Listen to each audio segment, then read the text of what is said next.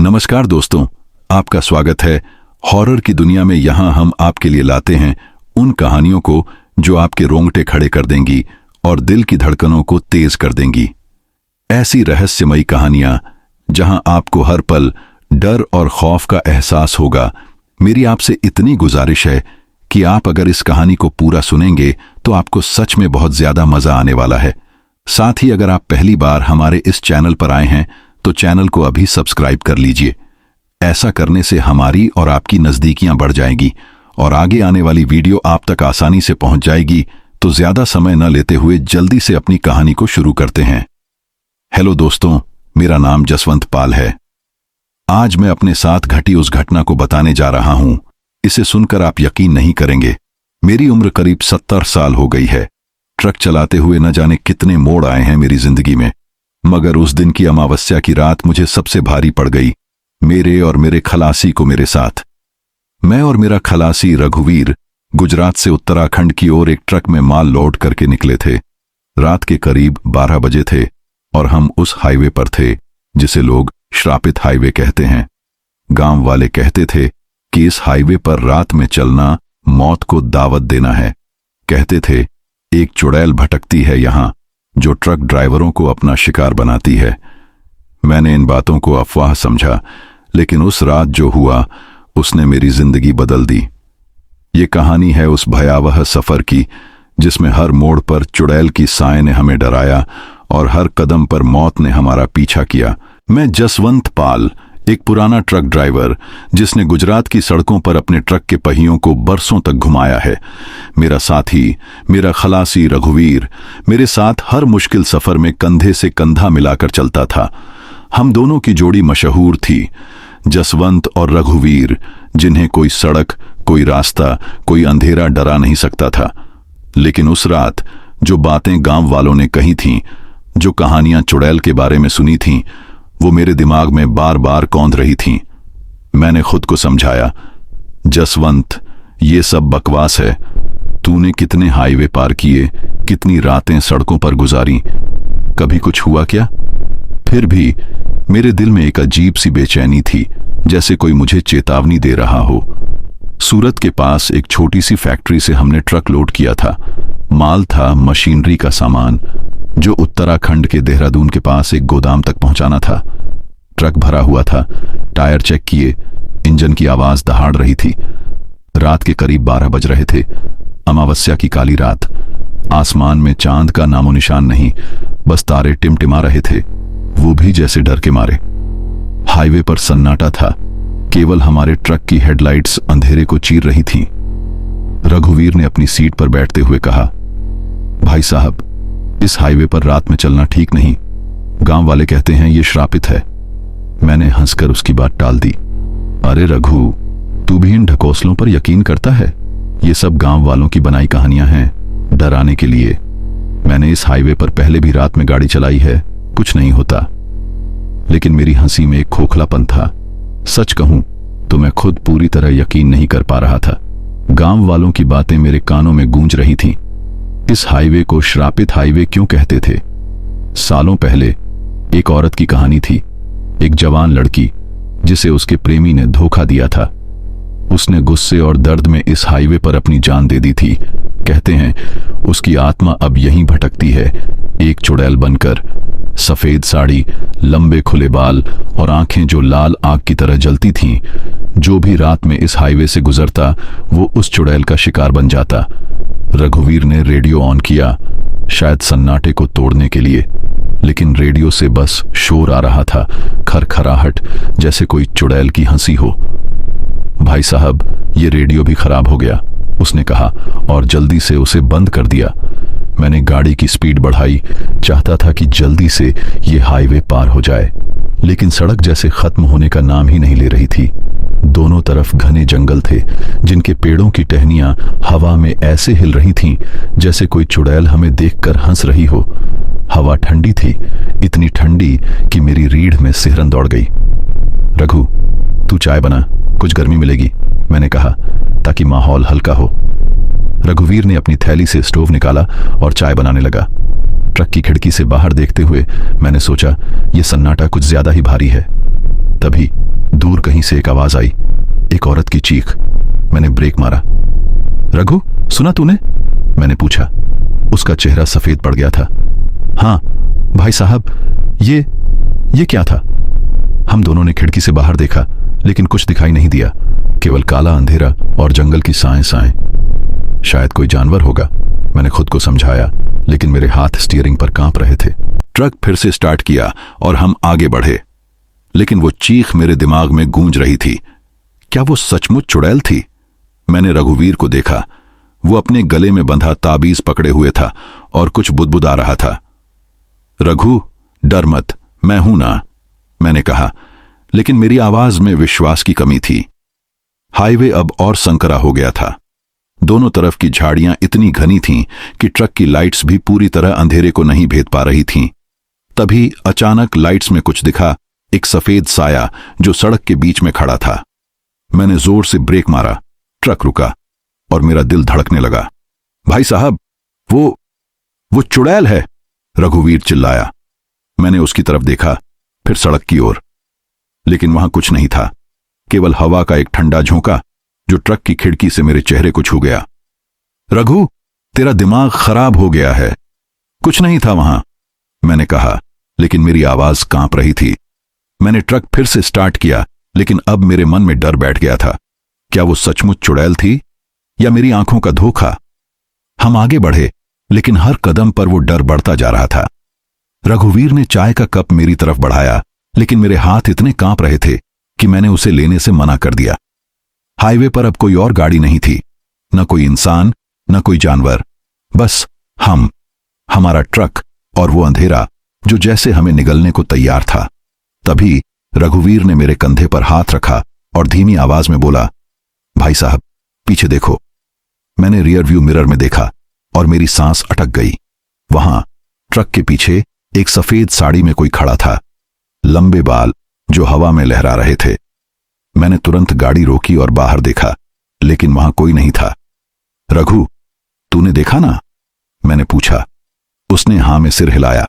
उसकी आंखों में डर साफ दिख रहा था। भाई साहब, ये वही चुड़ैल है जिसके बारे में गांव वाले कहते थे। हमें वापस लौट जाना चाहिए, लेकिन मैंने मना कर दिया। रघु, हम ट्रक ड्राइवर हैं, हमें माल पहुंचाना है, ये सब दिमाग का वहम है। लेकिन मेरे शब्द खोखले थे। मैं जानता था कुछ गड़बड़ है। वो चुड़ैल, वो साया, वो चीख, ये सब सच था। हम फिर से चले, लेकिन अब हर मोड़ पर मुझे लगता था कि कोई हमें देख रहा है। जंगल की झाड़ियों में, पेड़ों के पीछे, अंधेरे में वो चुड़ैल थी। उसकी मौजूदगी को मैं महसूस कर सकता था। हवा में उसकी सांस थी, सन्नाटे में उसकी हंसी थी। रघुवीर अब चुप था, बस अपने ताबीज को पकड़े हुए बुदबुदा रहा था। मैंने गाड़ी की स्पीड और बढ़ाई, चाहता था कि यह हाईवे जल्दी खत्म हो, लेकिन यह हाईवे जैसे अंतहीन था। हर मोड़ पर वही अंधेरा, वही सन्नाटा और वही डर। तभी अचानक ट्रक की लाइट्स टिमटिमाने लगीं। ये क्या हो रहा है? मैंने कहा। रघुवीर ने डैशबोर्ड की तरफ देखा और बोला, भाई साहब, बैटरी तो फुल है, फिर ये लाइट्स क्यों? मैंने कुछ नहीं कहा, बस स्टीयरिंग को और जोर से पकड़ा। तभी रेडियो फिर से अपने आप चालू हो गया, लेकिन इस बार कोई गाना नहीं, कोई खरखराहट नहीं। एक औरत की आवाज थी जो धीरे धीरे कह रही थी, रुक जाओ, रुक जाओ। मेरे रोंगटे खड़े हो गए। रघुवीर चिल्लाया, भाई साहब, ये चुड़ैल है, ये हमें बुला रही है। मैंने रेडियो बंद करने की कोशिश की, लेकिन बटन काम नहीं कर रहा था। वो आवाज फिर आई, इस बार और तेज, रुक जाओ, मेरे पास आओ। मैंने ट्रक रोका।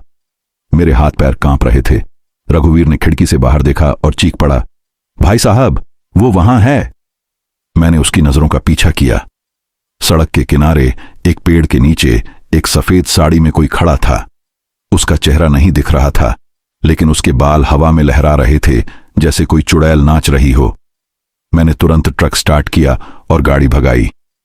रघु, कुछ नहीं है, ये हमारा वहम है, मैं चिल्लाया, लेकिन मेरी आवाज में डर था। हम दोनों जानते थे ये कोई वहम नहीं था, वो चुड़ैल थी, वो हमारे पीछे थी, और ये हाईवे, ये श्रापित हाईवे हमें उसकी तरफ खींच रहा था। हमारा सफर अभी शुरू ही हुआ था और पहला मोड़ पहले ही हमें डर के गहरे गड्ढे में धकेल चुका था। आगे क्या होगा ये सोचकर मेरी रूह कांप रही थी। लेकिन हमें माल पहुंचाना था, हमें ये हाईवे पार करना था और शायद हमें उस चुड़ैल का सामना करना था। ट्रक की रफ्तार तेज थी, लेकिन मेरा दिल और भी तेज धड़क रहा था। रघुवीर की सांसें भारी थीं और उसका चेहरा डर से सफेद पड़ चुका था। हम दोनों उस साए को देख चुके थे, वो सफेद साड़ी, वो लहराते बाल और वो ठंडी हवा जो हमारे ट्रक को छू कर गुजर रही थी। मैं जसवंत पाल, जो कभी किसी अंधेरे से नहीं डरा, आज अपनी ही हिम्मत को कोस रहा था। हाईवे का सन्नाटा अब और गहरा हो गया था, जैसे जंगल की हर शाख, हर पत्ता, हर हवा का झोंका हमें चेतावनी दे रहा हो। लेकिन हम रुक नहीं सकते थे। माल पहुंचाना था और यह श्रापित हाईवे पार करना था। रघुवीर ने अपने ताबीज को और जोर से पकड़ा, उसकी उंगलियां कांप रही थीं। भाई साहब, वो चुड़ैल थी, मैंने देखा, वो हमें बुला रही थी, उसने धीमी कांपती आवाज में कहा। मैंने उसकी बात अनसुनी करने की कोशिश की।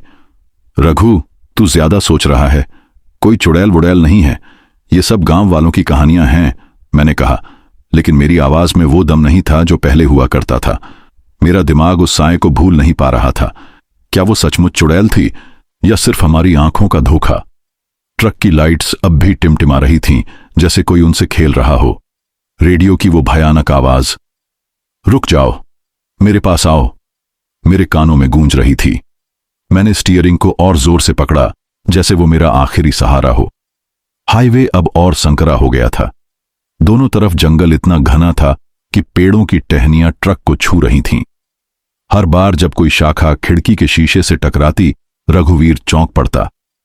भाई साहब, कुछ तो गड़बड़ है, हमें वापस लौट जाना चाहिए, उसने फिर कहा। लेकिन मैंने उसकी बात टाल दी। रघु, अब पीछे मुड़ने का कोई फायदा नहीं, हम आधा रास्ता पार कर चुके हैं। तभी ट्रक की लाइट्स एकदम से बुझ गईं। अंधेरा ऐसा था कि जैसे किसी ने काला पर्दा डाल दिया हो। मैंने ब्रेक मारा और ट्रक रुक गया। ये क्या हुआ? मैंने चिल्लाकर कहा। रघुवीर ने डैशबोर्ड पर हाथ मारा, लेकिन कुछ नहीं हुआ। भाई साहब, ये चुड़ैल का काम है, उसने डर से चीखते हुए कहा। मैंने उसे चुप कराया और टॉर्च निकालने को कहा। लेकिन इससे पहले कि वो कुछ कर पाता, एक ठंडा झोंका ट्रक की खिड़की से अंदर आया। वो हवा ऐसी थी जैसे किसी की सांस हो, ठंडी, नम और बदबूदार। मेरे रोंगटे खड़े हो गए। रघु, टॉर्च जल्दी, मैंने चिल्लाया। उसने अपनी थैली में हाथ डाला, लेकिन उसका चेहरा और सफेद पड़ गया। भाई साहब, टॉर्च गायब है। मैंने उसे घूरा। क्या मतलब गायब है? अभी तो तूने चेक किया था। लेकिन वो बस सिर हिलाता रहा, जैसे कोई बच्चा डर से कांप रहा हो। तभी बाहर से एक आवाज आई, एक हंसी, जो ऐसी थी जैसे कोई औरत हंस रही हो, लेकिन उस हंसी में इंसानियत नहीं थी। वो चुड़ैल की हंसी थी, ठंडी और भयानक। मैंने खिड़की से बाहर देखने की हिम्मत जुटाई, लेकिन कुछ दिखाई नहीं दे रहा था, केवल अंधेरा और वो हंसी जो अब और करीब लग रही थी। भाई साहब, वो आ रही है। रघुवीर ने मेरे कंधे को पकड़ा, उसकी उंगलियां मेरे मांस में ढंस रही थीं। मैंने ट्रक का इंजन स्टार्ट करने की कोशिश की, लेकिन वो स्टार्ट नहीं हुआ। मैंने बार बार कोशिश की, लेकिन इंजन ने एक भी आवाज नहीं की। ये क्या हो रहा है रघु? मैंने चिल्लाया। तभी रेडियो फिर से चालू हो गया। वही आवाज, वही शब्द, रुक जाओ, मेरे पास आओ। लेकिन इस बार वो आवाज इतनी करीब थी कि जैसे कोई हमारे ट्रक के अंदर ही बोल रहा हो। मैंने रघुवीर को देखा, उसकी आंखें डर से बाहर निकल रही थीं। भाई साहब, हमें बाहर निकलना होगा, ये ट्रक अब सुरक्षित नहीं है, उसने कहा। लेकिन बाहर निकलना, इस अंधेरे में, इस हाईवे पर जहां चुड़ैल का साया मंडरा रहा था? मैंने मना कर दिया। रघु, हम यहीं रहेंगे, कुछ नहीं होगा। लेकिन मेरे शब्द खोखले थे। मैं जानता था कुछ होने वाला था। तभी ट्रक के पीछे से एक जोरदार धमाका हुआ। ऐसा लगा जैसे कोई भारी चीज ट्रक से टकराई हो। मैंने रियर व्यू मिरर में देखा, लेकिन वहां कुछ नहीं था। रघुवीर ने चीखकर कहा, भाई साहब, वो चुड़ैल है, वो हमें मार डालेगी। मैंने उसे चुप कराया और ट्रक की खिड़की बंद करने की कोशिश की, लेकिन खिड़की जाम हो गई थी। तभी बाहर से एक और आवाज आई। इस बार कोई हंसी नहीं, बल्कि एक औरत का रोना। वो रोना ऐसा था कि मेरे दिल में सुई चुभने लगी। वो दर्द भरा था, लेकिन साथ ही भयानक। रघु, तू चुप रह, ये सिर्फ हवा है, मैंने कहा, लेकिन मेरी आवाज कांप रही थी। तभी ट्रक की खिड़की पर कुछ टकराया। मैंने देखा, वो एक हाथ था, लंबे काले नाखून और त्वचा इतनी सफेद कि जैसे लाश की हो। रघुवीर चीख पड़ा, चुड़ैल, वो चुड़ैल है। मैंने हिम्मत जुटाकर खिड़की की तरफ देखा और मेरी सांस अटक गई। वहां खिड़की के बाहर एक चेहरा था, सफेद साड़ी, लंबे बाल जो हवा में लहरा रहे थे, और आंखें, लाल जलती हुई आंखें जो सीधे मेरी आत्मा को घूर रही थीं। मैंने चीखकर स्टीयरिंग को पकड़ा और ट्रक स्टार्ट करने की कोशिश की। इस बार इंजन चालू हो गया। मैंने गाड़ी भगाई बिना पीछे देखे। रघुवीर चिल्ला रहा था, भाई साहब, वो हमारे पीछे है, वो चुड़ैल हमारे पीछे है। मैंने रियर व्यू मिरर में देखा और मेरे खून जम गए। वो साया, वो चुड़ैल हमारे ट्रक के पीछे दौड़ रही थी। उसकी साड़ी हवा में लहरा रही थी और उसकी आंखें अभी भी हमें घूर रही थीं। रघु, तू प्रार्थना कर, मैंने चिल्लाया। उसने अपने ताबीज को पकड़ा और जोर जोर से मंत्र पढ़ने लगा। मैंने गाड़ी की स्पीड और बढ़ाई, लेकिन वो चुड़ैल अभी भी हमारे पीछे थी। सड़क के हर मोड़ पर वो और करीब आ रही थी। उसकी हंसी अब हमारे कानों में गूंज रही थी, जैसे वो हमारे दिमाग में घुस गई हो। मैंने ट्रक को और तेज भगाया, लेकिन हाईवे जैसे खत्म होने का नाम ही नहीं ले रहा था। तभी अचानक ट्रक की लाइट्स फिर से चालू हो गईं। मैंने राहत की सांस ली, लेकिन वो राहत ज्यादा देर नहीं टिकी। सड़क के बीच में वो चुड़ैल खड़ी थी। उसका चेहरा अब साफ दिख रहा था, सफेद, बिना खून का, और आंखें जो आग की तरह जल रही थीं। मैंने ब्रेक मारा, लेकिन ट्रक रुका नहीं। वो जैसे अपने आप चल रहा था, सीधे उस चुड़ैल की तरफ। रघुवीर चीख रहा था, मैं चीख रहा था, लेकिन ट्रक नहीं रुका।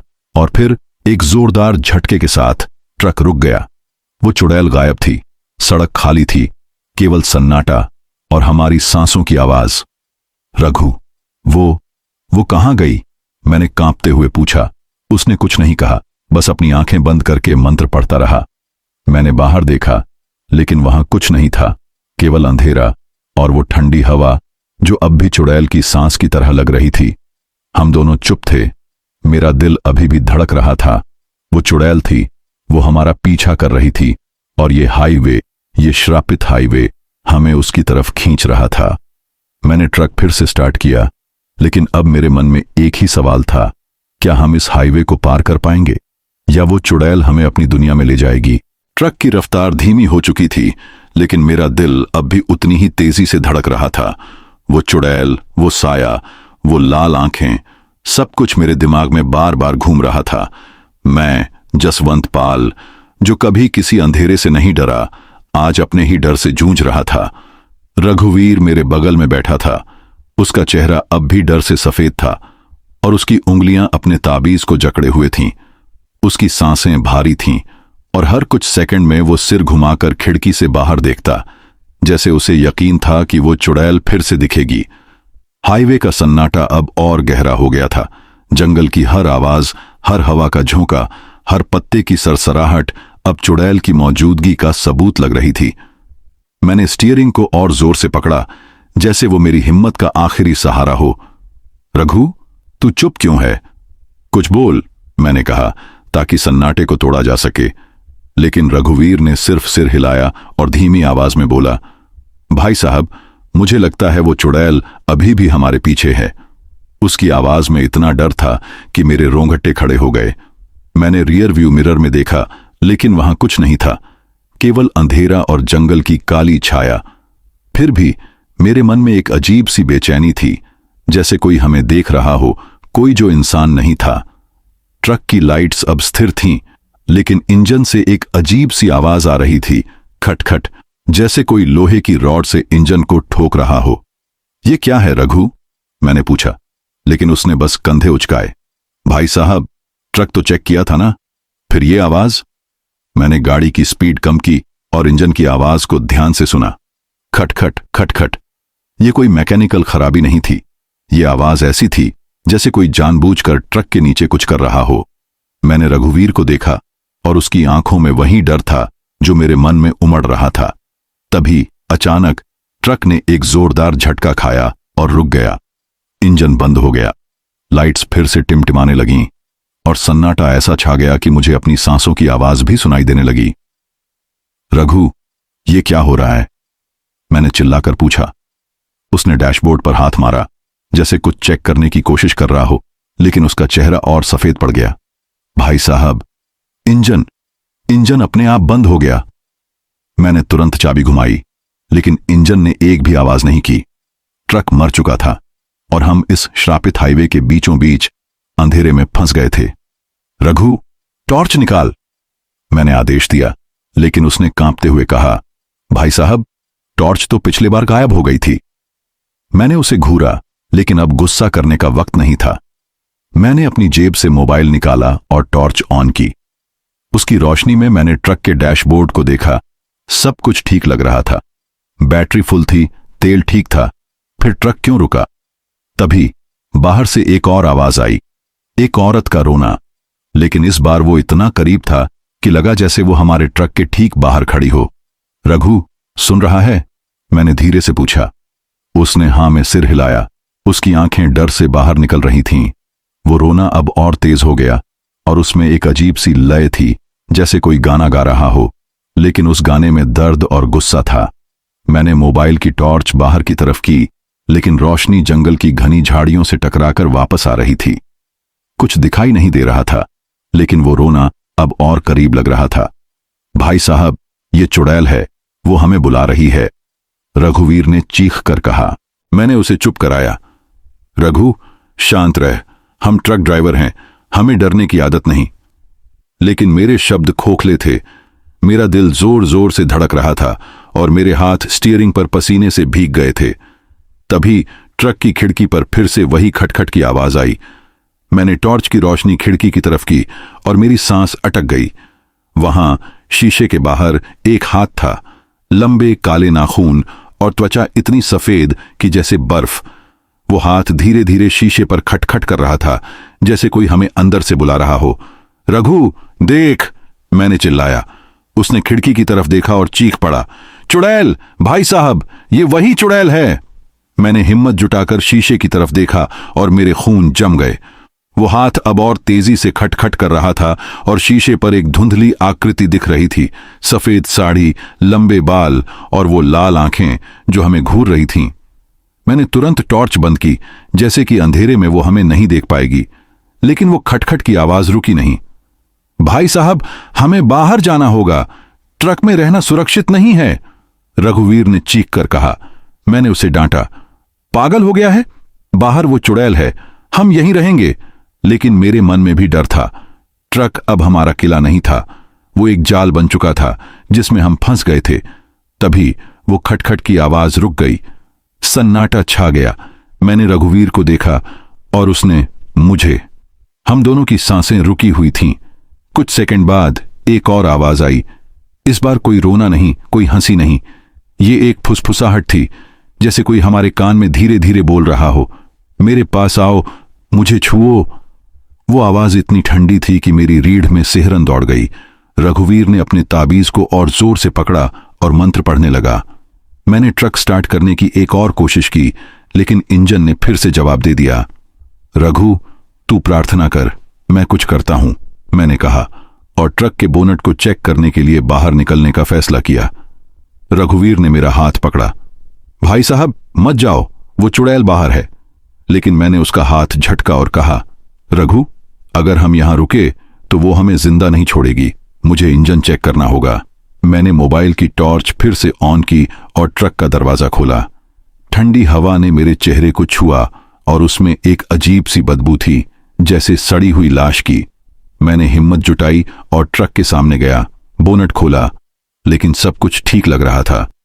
फिर भी इंजन स्टार्ट क्यों नहीं हो रहा था? तभी मेरे पीछे से एक और आवाज आई। इस बार एक हंसी जो इतनी भयानक थी कि मेरे हाथ से मोबाइल गिर गया। मैंने झट से पलट कर देखा, लेकिन वहां कोई नहीं था, केवल जंगल का अंधेरा और वो हंसी जो अब मेरे दिमाग में गूंज रही थी। मैंने जल्दी से बोनट बंद किया और ट्रक में वापस भागा। रघु, कुछ नहीं है, इंजन ठीक है, लेकिन मैं रुक गया। रघुवीर अपनी सीट पर नहीं था। रघु, रघु, मैंने चिल्लाया, लेकिन कोई जवाब नहीं आया। मैंने टॉर्च की रोशनी ट्रक के अंदर घुमाई, लेकिन वो गायब था। मेरे दिल की धड़कन और तेज हो गई। रघु, कहाँ है तू? मैंने फिर चिल्लाया, लेकिन सन्नाटे ने मेरी आवाज को निगल लिया। तभी ट्रक की खिड़की पर फिर से वो खटखट की आवाज आई। मैंने डरते हुए बाहर देखा और मेरी सांस अटक गई। वहां सड़क के किनारे वो चुड़ैल खड़ी थी। उसकी सफेद साड़ी हवा में लहरा रही थी और उसकी लाल आंखें मुझे घूर रही थीं। लेकिन इस बार उसके हाथ में कुछ था, रघुवीर का ताबीज। मैं चीख पड़ा, रघु! मैंने ट्रक स्टार्ट करने की एक आखिरी कोशिश की और इस बार इंजन चालू हो गया। मैंने गाड़ी भगाई, बिना ये सोचे कि रघुवीर कहाँ है। मेरे दिमाग में बस एक ही सवाल था, क्या वो चुड़ैल उसे ले गई? और क्या मैं इस श्रापित हाईवे से जिंदा निकल पाऊंगा? मेरा ट्रक अब फिर से दौड़ रहा था, लेकिन मेरा दिल रघुवीर के गायब होने की वजह से डर और गम के भंवर में डूबा हुआ था। मैं, जसवंत पाल, जो कभी किसी मुसीबत से नहीं घबराया, आज अपने खलासी, अपने भाई जैसे रघुवीर को खोने के डर से कांप रहा था। वो ताबीज जो वो चुड़ैल के हाथ में लिए थी, मेरे दिमाग में बार बार चमक रहा था। क्या वो सचमुच उसे ले गई थी या ये सब मेरा वहम था? ट्रक की लाइट्स अब स्थिर थीं, लेकिन हाईवे का अंधेरा और जंगल का सन्नाटा मुझे निगलने को तैयार था। हर मोड़ पर, हर पेड़ के पीछे मुझे लगता था कि वो चुड़ैल मेरा इंतजार कर रही है। हवा ठंडी थी, इतनी ठंडी कि मेरी हड्डियां जम रही थीं। ट्रक की खिड़की अब भी जाम थी और उस ठंडी हवा में एक सड़ांत की बू थी, जैसे कब्रिस्तान की मिट्टी से उठती हो। मैंने स्टीयरिंग को और जोर से पकड़ा, जैसे वो मेरी आखिरी उम्मीद हो। रघु, तू जहां भी है, मैं तुझे ढूंढ लूंगा, मैंने बुदबुदाया, लेकिन मेरी आवाज में विश्वास की कमी थी। मैं अकेला था इस श्रापित हाईवे पर, जहां हर कदम पर चुड़ैल की छाया मंडरा रही थी। जंगल अब और घना हो गया था। पेड़ों की टहनियां ट्रक को छू रही थीं और उनकी सरसराहट ऐसी थी जैसे कोई मेरे कान में फुसफुसा रहा हो। मैंने रियर व्यू मिरर में देखा, लेकिन वहां कुछ नहीं था, केवल अंधेरा। फिर भी मुझे लग रहा था कि कोई मेरे पीछे है। वो चुड़ैल, उसकी लाल आंखें, उसकी सफेद साड़ी और वो हंसी जो मेरे दिमाग में गूंज रही थी। मैंने गाड़ी की स्पीड बढ़ाई, लेकिन हाईवे जैसे अंतहीन था। हर मोड़ के बाद एक और मोड़, हर अंधेरे के बाद और गहरा अंधेरा। तभी ट्रक की लाइट्स में कुछ चमका। मैंने ब्रेक मारा और आंखें सिकोड़कर देखा। सड़क के किनारे एक पेड़ के नीचे कुछ चमक रहा था। मैंने मोबाइल की टॉर्च निकाली और उसकी रोशनी उस तरफ की। वो रघुवीर का ताबीज था, जमीन पर पड़ा हुआ, जैसे किसी ने उसे वहां फेंक दिया हो। मेरा दिल जोर से धड़का। रघु! मैंने चीख कर पुकारा, लेकिन जवाब में केवल सन्नाटा था। मैंने ट्रक का दरवाजा खोला और बाहर कूद पड़ा। मेरे पैर कांप रहे थे, लेकिन मुझे अपने खलासी को ढूंढना था। टॉर्च की रोशनी में मैं उस ताबीज के पास पहुंचा। उसे उठाने के लिए मैंने हाथ बढ़ाया, लेकिन तभी एक ठंडा झोंका मेरे चेहरे को छू गया। मैंने पलट कर देखा और मेरी सांस अटक गई। वहां जंगल के अंधेरे में वो चुड़ैल खड़ी थी। उसकी सफेद साड़ी हवा में लहरा रही थी और उसकी लाल आंखें मुझे घूर रही थीं। उसके चेहरे पर एक मुस्कान थी, एक ऐसी मुस्कान जो इंसानी नहीं थी। रघुवीर कहाँ है? मैंने चीख कर पूछा, लेकिन उसने जवाब नहीं दिया। उसकी मुस्कान और गहरी हो गई और वो धीरे धीरे मेरी तरफ बढ़ने लगी। मैं पीछे हटा, लेकिन मेरे पैरों में जैसे जान ही नहीं थी। टॉर्च मेरे हाथ से गिर गई और उसकी रोशनी जंगल की झाड़ियों में खो गई। अब केवल वो चुड़ैल थी और मैं। उसकी आंखें अब और करीब थीं और उसकी फुसफुसाहट मेरे कानों में गूंज रही थी। मेरे पास आ, मुझे छू। मैंने अपने आप को संभाला और चीखा, मुझे अकेला छोड़ दे। लेकिन मेरी आवाज जंगल के सन्नाटे में दब गई। मैंने हिम्मत जुटाई और ताबीज उठाकर ट्रक की तरफ भागा। मैंने दरवाजा खोला और अंदर कूद गया। ट्रक स्टार्ट करने की कोशिश की और इस बार इंजन चालू हो गया। मैंने गाड़ी भगाई बिना पीछे देखे, लेकिन रियर व्यू मिरर में मैंने उसे फिर देखा। वो चुड़ैल हमारे ट्रक के पीछे हवा में तैरती हुई, जैसे कोई भूतिया साया। उसकी साड़ी लहरा रही थी और उसकी हंसी अब इतनी तेज थी कि मेरे कान दुखने लगे। रघु, तू कहां है? मैंने फिर चीखा, लेकिन जवाब में केवल उस चुड़ैल की हंसी थी। मैंने गाड़ी की स्पीड और बढ़ाई, लेकिन वो चुड़ैल हमारे पीछे थी। हर मोड़ पर वो और करीब आ रही थी। मैंने रेडियो ऑन करने की कोशिश की। शायद कुछ शोर से ये डर कम हो, लेकिन रेडियो से फिर वही आवाज आई, मेरे पास आ, मुझे छू। मैंने चीख कर रेडियो बंद किया, लेकिन वो आवाज रुकी नहीं। वो अब मेरे दिमाग में थी, मेरे दिल में थी, मेरी रगों में थी। जंगल का सन्नाटा अब और भयानक हो गया था। पेड़ों की टहनियां ट्रक को खरोंच रही थीं, जैसे वो भी चुड़ैल का हिस्सा हों। मैंने स्टीयरिंग को और जोर से पकड़ा, लेकिन मेरे हाथ पसीने से भीग गए थे। तभी ट्रक की लाइट्स फिर से टिमटिमाने लगीं। नहीं, अब नहीं, मैंने चिल्लाया, लेकिन इससे पहले कि मैं कुछ कर पाता, ट्रक ने एक जोरदार झटका खाया और रुक गया। इंजन फिर से बंद हो गया। मैंने दरवाजा लॉक किया और खिड़की की तरफ देखा। वहां शीशे के बाहर वो चुड़ैल थी। उसका चेहरा अब साफ दिख रहा था, सफेद, बिना खून का, और आंखें जो आग की तरह जल रही थीं। उसने अपने काले नाखूनों से शीशे पर खटखटाया और उसकी फुसफुसाहट फिर गूंजी, मेरे पास आ। मैंने चीख कर अपनी आंखें बंद कर लीं, लेकिन उसकी आवाज रुकी नहीं। तभी ट्रक के पीछे से एक और आवाज आई, रघुवीर की आवाज, भाई साहब, मुझे बचाओ। मैंने आंखें खोली और रियरव्यू मिरर में देखा। वहां ट्रक के पीछे रघुवीर खड़ा था। उसका चेहरा खून से लथपथ था और उसकी आंखें डर से खाली थीं, लेकिन उसके पीछे वो चुड़ैल थी, अपने हाथ उसके कंधों पर रखे हुए। मैं चीख पड़ा, रघु! मैंने ट्रक का दरवाजा खोला और बाहर कूद गया, लेकिन जैसे ही मैंने पलटकर देखा, वो दोनों गायब थे।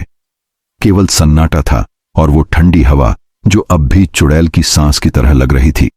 मैंने ताबीज को अपनी जेब में डाला और ट्रक में वापस बैठ गया। मेरा दिमाग सुन्न हो चुका था। रघुवीर कहां था? क्या वो चुड़ैल उसे सचमुच ले गई थी? और मैं इस श्रापित हाईवे पर अब अकेला था। मैंने ट्रक स्टार्ट करने की एक और कोशिश की और इस बार इंजन चालू हो गया। मैंने गाड़ी भगाई, बिना ये सोचे कि आगे क्या होगा। लेकिन एक बात मेरे दिमाग में साफ थी, वो चुड़ैल मेरे पीछे थी और वो मुझे छोड़ने वाली नहीं थी। ट्रक की रफ्तार अब मेरे डर की तरह तेज थी, लेकिन मेरा मन रघुवीर के गायब होने की वजह से टूट चुका था। मैं, जसवंत पाल, जो कभी हार नहीं मानता था, आज अपने खलासी, अपने भाई जैसे रघुवीर को खोने की पीड़ा में डूबा हुआ था। उसकी चीख, उसका खून से लथपथ चेहरा और वो चुड़ैल जो उसके पीछे खड़ी थी, ये सब मेरे दिमाग में बार बार घूम रहा था। मैंने उसका ताबीज अपनी जेब में डाला था, लेकिन वो ताबीज अब मेरे लिए एक बोझ बन चुका था, जैसे उसमें रघुवीर की आत्मा की पुकार बसती हो। हाईवे का अंधेरा अब और गहरा हो गया था और जंगल का सन्नाटा मेरे दिल को चीर रहा था। हर मोड़ पर मुझे लगता था कि वो चुड़ैल मेरे सामने आएगी, अपनी लाल आंखों और भयानक हंसी के साथ। मैंने स्टीयरिंग को इतनी जोर से पकड़ा था कि मेरे हाथ दुखने लगे। मेरी सांसें भारी थीं और मेरा गला सूख चुका था। रघु, तू कहां है? मैंने धीरे से बुदबुदाया, लेकिन जवाब में केवल जंगल की सरसराहट थी। ट्रक की लाइट्स अब स्थिर थीं, लेकिन उनकी रोशनी जंगल की घनी झाड़ियों को भेद नहीं पा रही थी। हर पेड़, हर छाया मुझे चुड़ैल की तरह लग रही थी। मैंने रियर व्यू मिरर में देखा, लेकिन वहां कुछ नहीं था, केवल अंधेरा और वो ठंडी हवा जो अब भी मेरे चेहरे को छू रही थी। उस हवा में वही सड़ांत थी, जैसे मौत की बू। मैंने ट्रक की स्पीड और बढ़ाई, लेकिन मेरा मन बार बार रघुवीर की तरफ जा रहा था। क्या वो सचमुच गायब हो गया था, या वो चुड़ैल उसे अपने साथ ले गई थी? मैंने उसकी सीट की तरफ देखा, जहां वो कुछ देर पहले बैठा था, अपने ताबीज को पकड़े हुए मंत्र पढ़ रहा था। अब वो सीट खाली थी, लेकिन उस पर कुछ था, एक काला निशान, जैसे किसी ने खून से उंगलियां घसीटी हों। मेरा दिल जोर से धड़का। रघु! मैंने चीखा, लेकिन मेरी आवाज ट्रक की दीवारों से टकराकर वापस आई। तभी ट्रक की खिड़की पर फिर से वही खटखट की आवाज आई। मेरे रोंगटे खड़े हो गए। मैंने हिम्मत जुटाकर खिड़की की तरफ देखा, लेकिन वहां कुछ नहीं था, केवल जंगल का अंधेरा और वो सन्नाटा जो अब मेरे दिमाग को खा रहा था। मैंने अपने आप को समझाया, जसवंत, ये तेरा वहम है। रघु कहीं आसपास होगा, शायद वो ट्रक से उतर गया हो। लेकिन मेरे दिल को यकीन नहीं था। वो ताबीज, वो खून का निशान और वो चुड़ैल की हंसी, ये सब सच था। मैंने ट्रक को एक बार फिर चेक करने के लिए रोका, इंजन बंद किया और मोबाइल की टॉर्च ऑन की। मेरे हाथ कांप रहे थे, लेकिन मुझे रघुवीर को ढूंढना था। मैंने ट्रक का दरवाजा खोला और बाहर कदम रखा। ठंडी हवा ने मेरे चेहरे को छुआ और उसमें वही सड़ांध थी। मैंने टॉर्च की रोशनी जंगल की तरफ की, लेकिन वहां कुछ नहीं दिखा, केवल घने पेड़ और झाड़ियां। रघु, तू कहां है? मैंने जोर से पुकारा, लेकिन जवाब में केवल एक औरत की फुसफुसाहट थी। मेरे पास आ, मुझे छू। मैं रुक गया। मेरी सांस अटक गई। वो आवाज फिर से थी, वही चुड़ैल की आवाज जो मेरे दिमाग में घुस रही थी। मैंने टॉर्च की रोशनी इधर उधर घुमाई, लेकिन कुछ नहीं दिखा। तभी मेरे पीछे से एक और आवाज आई, रघुवीर की आवाज। भाई साहब, मुझे बचाओ। मैंने झट से पलटकर देखा और मेरे खून जम गए। वहां जंगल के अंधेरे में रघुवीर खड़ा था। उसका चेहरा खून से लथपथ था और उसकी आंखें खाली थीं, जैसे उसकी आत्मा चली गई हो। लेकिन उसके पीछे वो चुड़ैल थी। उसकी सफेद साड़ी हवा में लहरा रही थी और उसकी लाल आंखें मुझे घूर रही थीं। रघु, मैंने चीख कर उसकी तरफ दौड़ने की कोशिश की, लेकिन मेरे पैर जमीन से जैसे चिपक गए थे। मैं हिल नहीं पा रहा था। वो चुड़ैल हंस रही थी और उसकी हंसी मेरे कानों में चाकू की तरह चुभ रही थी। रघु, मैं तुझे बचा लूंगा, मैंने चीखा, लेकिन मेरी आवाज कमजोर थी। तभी वो चुड़ैल और रघुवीर दोनों गायब हो गए, जैसे हवा में घुल गए हों। मैंने टॉर्च की रोशनी जंगल में घुमाई, लेकिन वहां कुछ नहीं था, केवल सन्नाटा और वो ठंडी हवा। मैं वापस ट्रक की तरफ भागा। मेरा दिल जोर जोर से धड़क रहा था। मैंने दरवाजा खोला और अंदर कूद गया। ट्रक स्टार्ट करने की कोशिश की, लेकिन इंजन फिर से बंद था। नहीं, अब नहीं, मैंने चीखा और चाबी को बार बार घुमाया, लेकिन कुछ नहीं हुआ। तभी ट्रक की खिड़की पर फिर से वो खटखट की आवाज आई। मैंने डरते हुए बाहर देखा और मेरी सांस अटक गई। वहां शीशे के बाहर वो चुड़ैल थी। उसका चेहरा अब और साफ दिख रहा था, सफेद, बिना खून का, और आंखें जो आग की तरह जल रही थीं। उसने अपने काले नाखूनों से शीशे पर खटखटाया और उसकी फुसफुसाहट फिर गूंजी। रघुवीर मेरा है, अब तू मेरे पास आ। मैंने चीख कर अपनी आंखें बंद कर लीं। मुझे अकेला छोड़ दे, मैंने चिल्लाया, लेकिन उसकी हंसी और तेज हो गई। मैंने ट्रक स्टार्ट करने की एक और कोशिश की और इस बार इंजन चालू हो गया। मैंने गाड़ी भगाई, बिना ये सोचे कि आगे क्या होगा। लेकिन मेरे दिमाग में एक ही सवाल था, रघुवीर कहां था? क्या वो चुड़ैल उसे सचमुच ले गई थी? और क्या मैं इस श्रापित हाईवे से जिंदा निकल पाऊंगा? मैंने रघुवीर का ताबीज अपनी जेब से निकाला और उसे जोर से पकड़ा।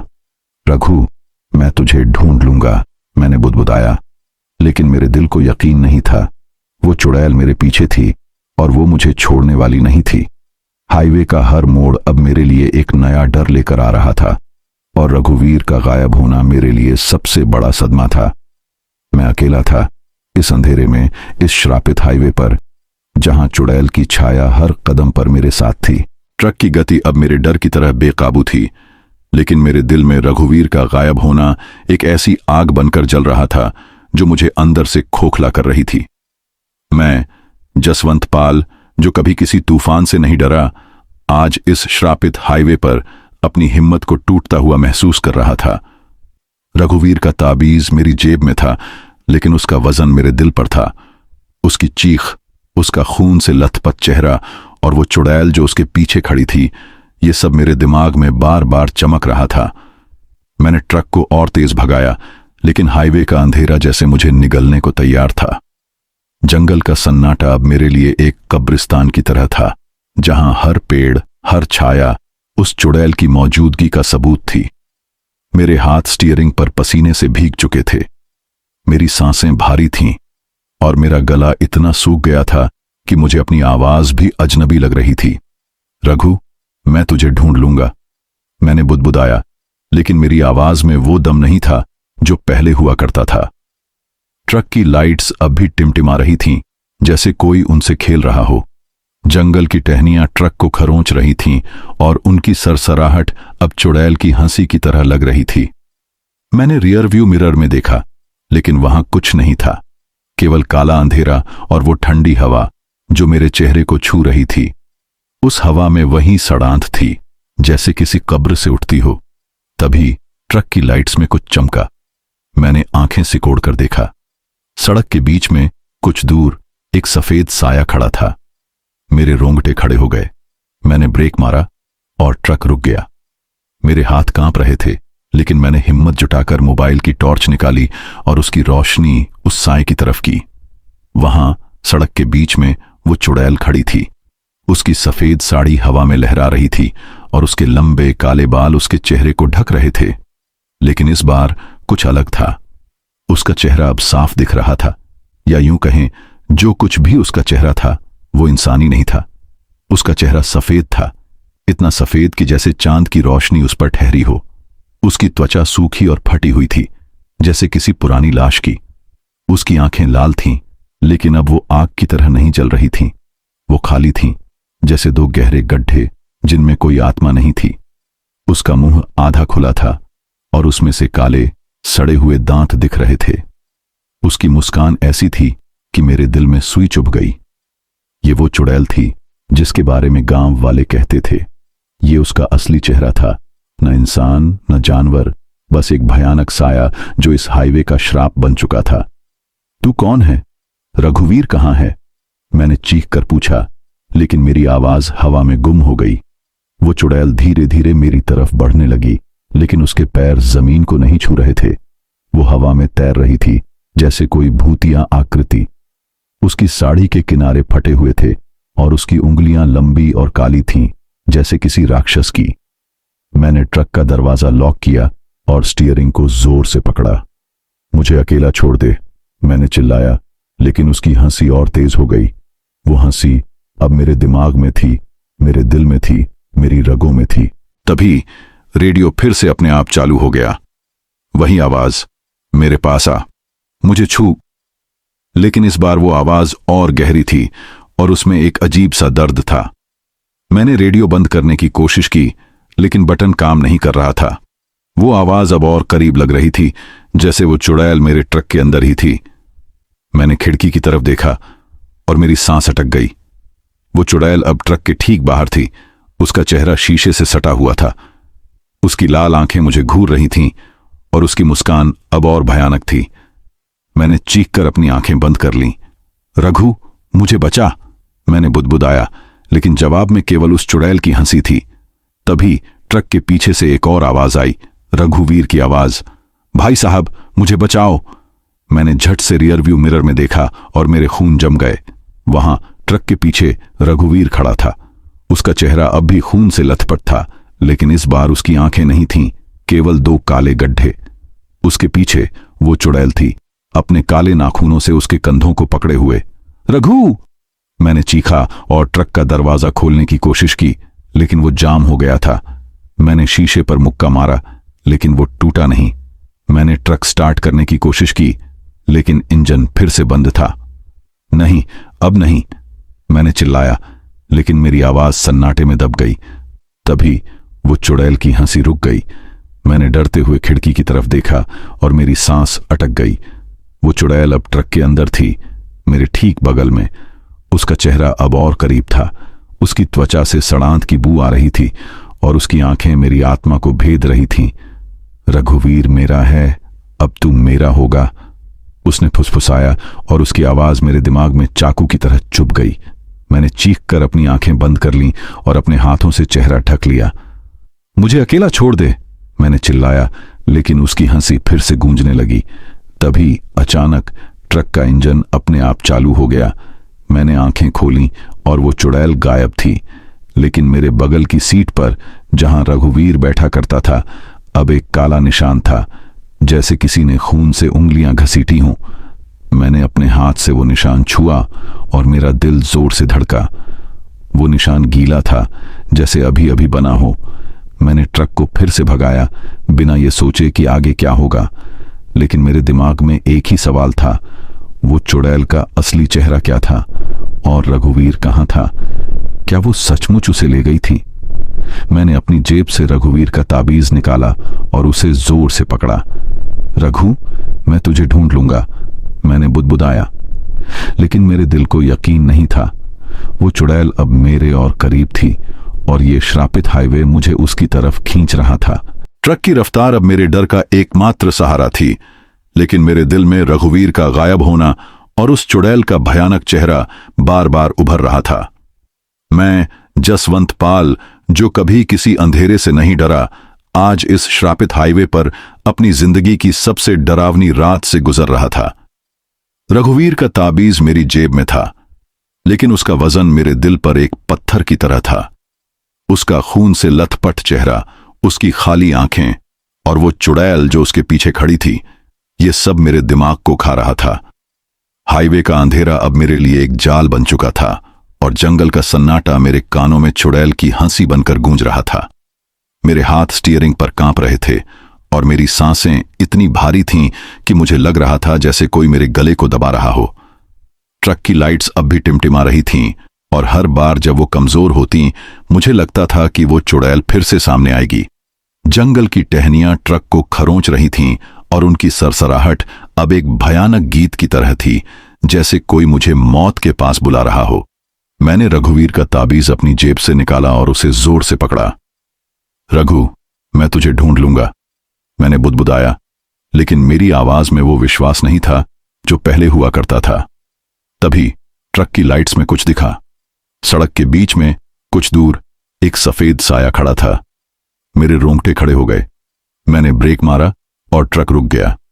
मेरे हाथ कांप रहे थे, लेकिन इस बार मैंने हिम्मत जुटाई।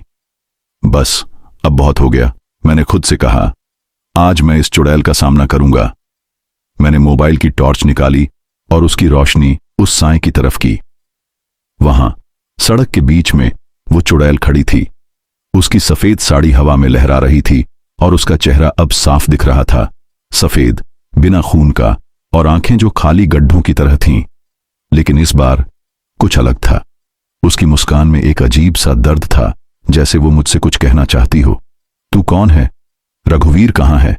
मैंने चीख कर पूछा। मेरी आवाज हाईवे के सन्नाटे में गूंजी, लेकिन जवाब में केवल उसकी फुसफुसाहट थी। मेरे पास आ, सच्चान। मैंने अपने आप को संभाला और ट्रक का दरवाजा खोला। मेरे पैर कांप रहे थे, लेकिन मैंने हिम्मत जुटाई और बाहर कदम रखा। ठंडी हवा ने मेरे चेहरे को छुआ और उसमें वही सड़ांत थी, जैसे किसी कब्र की। मैंने टॉर्च की रोशनी उस चुड़ैल की तरफ रखी और मेरी सांस अटक गई। वो अब मेरी तरफ बढ़ रही थी, लेकिन उसके पैर जमीन को नहीं छू रहे थे। वो हवा में तैर रही थी, जैसे कोई भूतिया साया।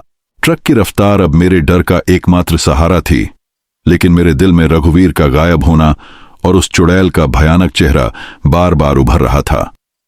मैं, जसवंत पाल, जो कभी किसी अंधेरे से नहीं डरा, आज इस श्रापित हाईवे पर अपनी जिंदगी की सबसे डरावनी रात से गुजर रहा था।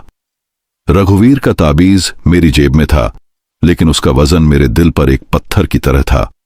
उसका खून से लथपथ चेहरा, उसकी खाली आंखें और वो चुड़ैल जो उसके पीछे खड़ी थी, ये सब मेरे दिमाग को खा रहा था।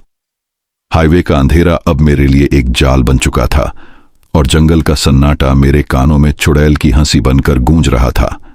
मेरे हाथ स्टीयरिंग पर कांप रहे थे और मेरी सांसें इतनी भारी थीं कि मुझे लग रहा था जैसे कोई मेरे गले को दबा रहा हो। ट्रक की लाइट्स अब भी टिमटिमा रही थीं और हर बार जब वो कमजोर होती, मुझे लगता था कि वो चुड़ैल फिर से सामने आएगी। जंगल की टहनियां ट्रक को खरोंच रही थीं और उनकी सरसराहट अब एक भयानक गीत की तरह थी, जैसे कोई मुझे मौत के पास बुला रहा हो। मैंने रघुवीर का ताबीज अपनी जेब से निकाला और उसे जोर से पकड़ा। रघु, मैं तुझे ढूंढ लूंगा, मैंने बुदबुदाया, लेकिन मेरी आवाज में वो विश्वास नहीं था जो पहले हुआ करता था। तभी ट्रक की लाइट्स में कुछ दिखा। सड़क के बीच में कुछ दूर एक सफेद साया खड़ा था। मेरे रोंगटे खड़े हो गए। मैंने ब्रेक मारा और ट्रक रुक गया।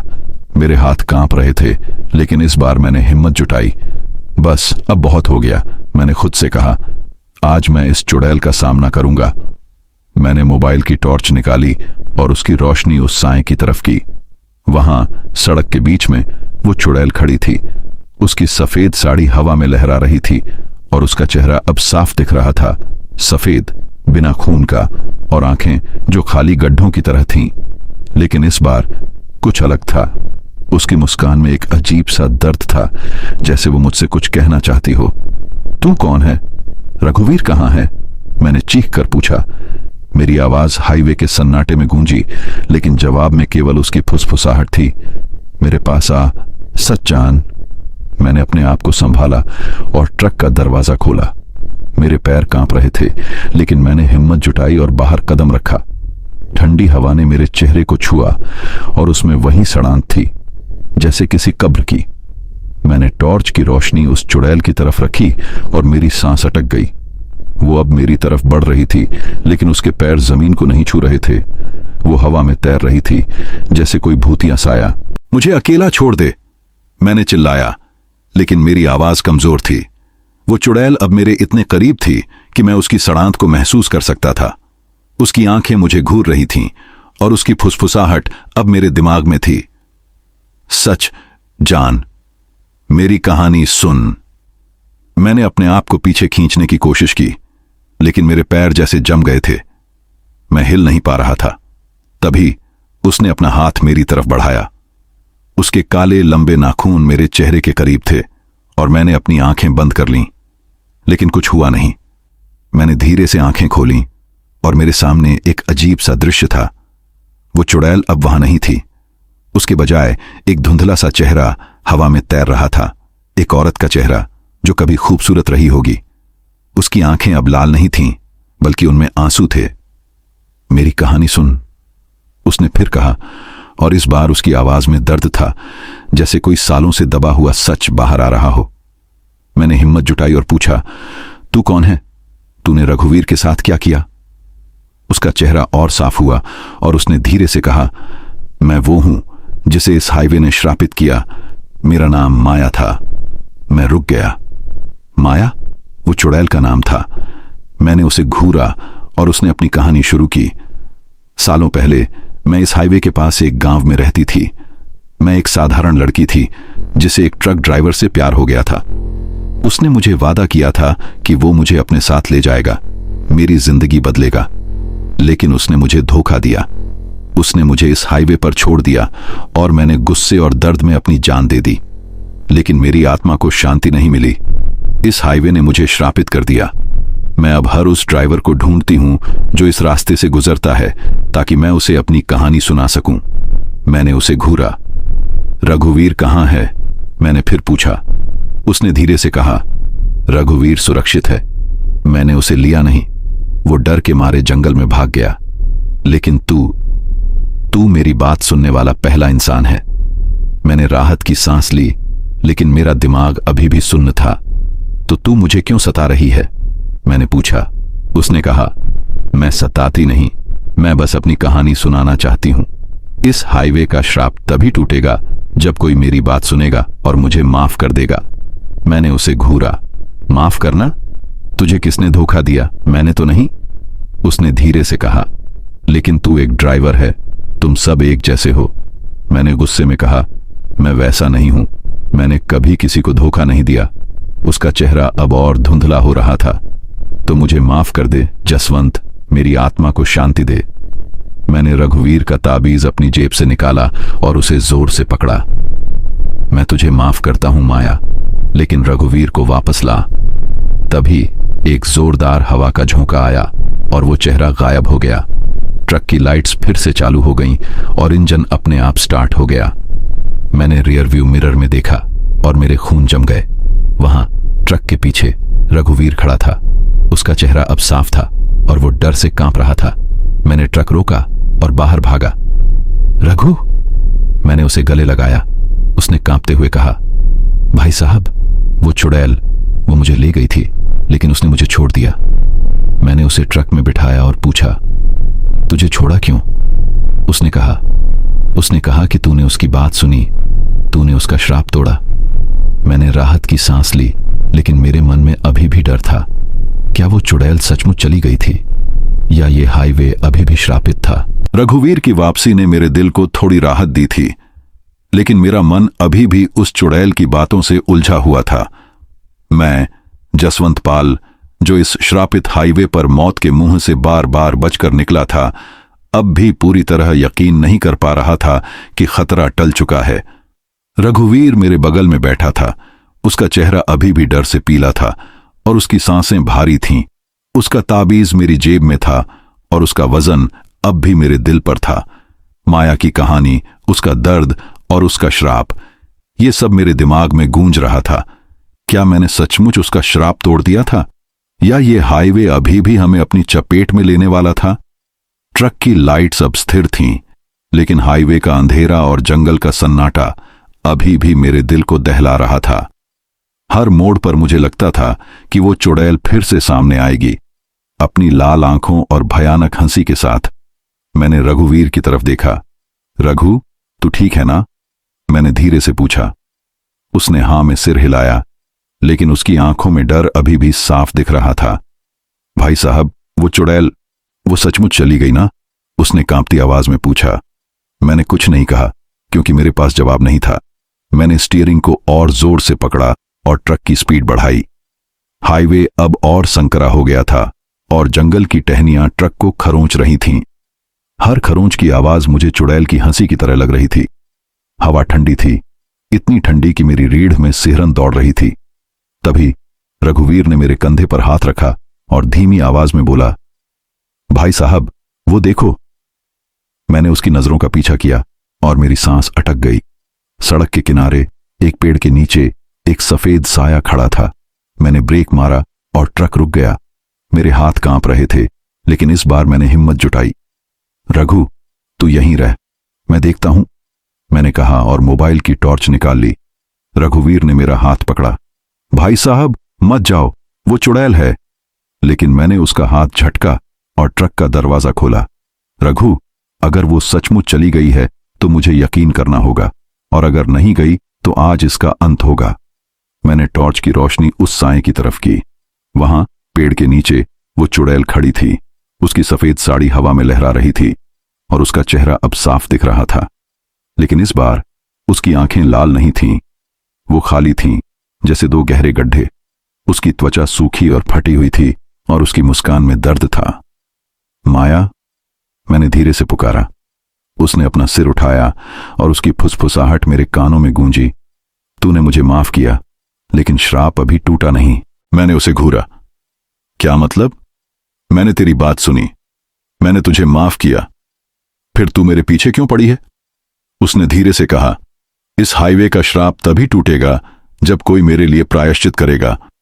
तूने मेरी कहानी सुनी, लेकिन तुझे मेरे दर्द को महसूस करना होगा। मैंने गुस्से में चीखा, मैंने क्या किया? मैं वो ड्राइवर नहीं हूं जिसने तुझे धोखा दिया। लेकिन उसकी मुस्कान और गहरी हो गई। तू एक ड्राइवर है जसवंत, और इस हाईवे पर हर ड्राइवर को मेरे दर्द का हिस्सा बनना होगा। तभी एक जोरदार हवा का झोंका आया और ट्रक की लाइट्स फिर से टिमटिमाने लगीं। मैंने पीछे मुड़कर देखा और मेरे खून जम गए। रघुवीर अब ट्रक में नहीं था। रघु! मैंने चीखा और ट्रक की तरफ भागा, लेकिन दरवाजा जाम हो गया था। मैंने शीशे पर मुक्का मारा, लेकिन वो टूटा नहीं। तभी वो चुड़ैल मेरे सामने प्रकट हुई। उसका चेहरा अब और भयानक था। उसकी आंखें फिर से लाल हो गई थीं और उसकी हंसी मेरे दिमाग में चाकू की तरह चुभ रही थी। रघुवीर कहाँ है? मैंने चीख कर पूछा। उसने अपने काले नाखूनों से मेरे चेहरे को छूने की कोशिश की और मैं पीछे हटा। रघुवीर मेरे साथ है, उसने कहा, लेकिन तू अभी भी मेरे श्राप का हिस्सा बन सकता है। मेरे साथ आ जसवंत, मेरे दर्द को महसूस कर। मैंने चीख कर कहा, मैं तेरे साथ नहीं आऊंगा, मुझे रघुवीर चाहिए। लेकिन उसकी हंसी और तेज हो गई। तभी ट्रक का इंजन अपने आप चालू हो गया। मैंने दरवाजा खोलने की कोशिश की, लेकिन वो नहीं खुला। ट्रक अब अपने आप चलने लगा, सीधे उस चुड़ैल की तरफ। मैंने स्टीयरिंग को मोड़ने की कोशिश की, लेकिन वो मेरे काबू में नहीं था। नहीं! मैंने चीखा, लेकिन ट्रक नहीं रुका। वो चुड़ैल अब सड़क के बीच में खड़ी थी और उसकी आंखें मुझे घूर रही थीं। मैंने अपनी आंखें बंद कर लीं और मेरे दिमाग में रघुवीर का चेहरा चमकने लगा। तभी एक जोरदार झटके के साथ ट्रक रुक गया। मैंने आंखें खोलीं और मेरे सामने एक अजीब सा दृश्य था। वो चुड़ैल अब वहां नहीं थी। उसके बजाय सड़क के किनारे एक पुराना टूटा हुआ मंदिर था। मंदिर के बाहर रघुवीर बैठा था। उसका चेहरा खून से लथपथ था, लेकिन वो जिंदा था। मैंने ट्रक का दरवाजा खोला और उसके पास भागा। रघु! मैंने उसे गले लगाया। उसने कांपते हुए कहा, भाई साहब, वो चुड़ैल, वो मुझे इस मंदिर में छोड़ गई। उसने कहा कि तूने उसका श्राप तोड़ दिया। मैंने मंदिर की तरफ देखा। वहां एक पुरानी मूर्ति थी जो शायद किसी देवी की थी। मूर्ति के सामने एक छोटा सा दिया जल रहा था। मैंने रघुवीर का ताबीज अपनी जेब से निकाला और उसे मूर्ति के सामने रख दिया। माया, अगर तू सुन रही है तो अब शांति पा, मैंने धीरे से कहा। तभी एक ठंडा झोंका आया और दिया बुझ गया, लेकिन इस बार उस हवा में सड़ांध नहीं थी। वो एक शांत सुकून भरी हवा थी। मैंने रघुवीर को ट्रक में बिठाया और गाड़ी स्टार्ट की। हाईवे अब और डरावना नहीं लग रहा था।